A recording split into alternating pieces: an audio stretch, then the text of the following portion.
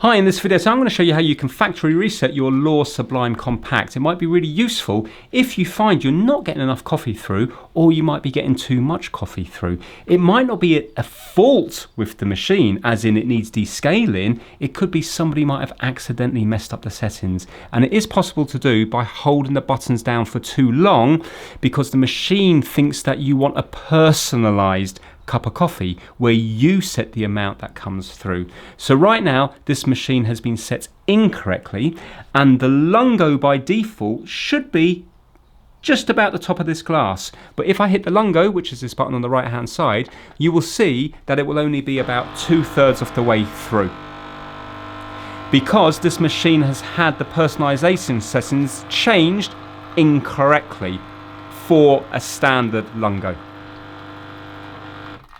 There you go. So you can see now that it's only just above halfway there.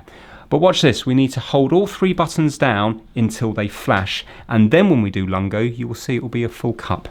So if you come to the top here, this can be a bit fiddly to do, and it might take you a few attempts. You need to hit all three buttons down at the same time.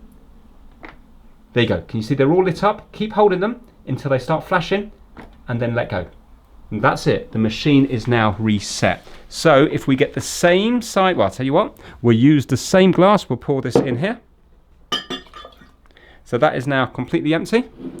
And if we do the same again, so the lungo button on the right hand side, you will see now it will be just under the top bit here.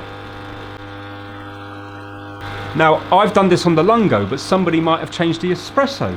It might not be the lungo, so whatever button you're having a problem with, you can factory reset it and it will be like it came out from the factory. So can you see there, we have much more liquid through.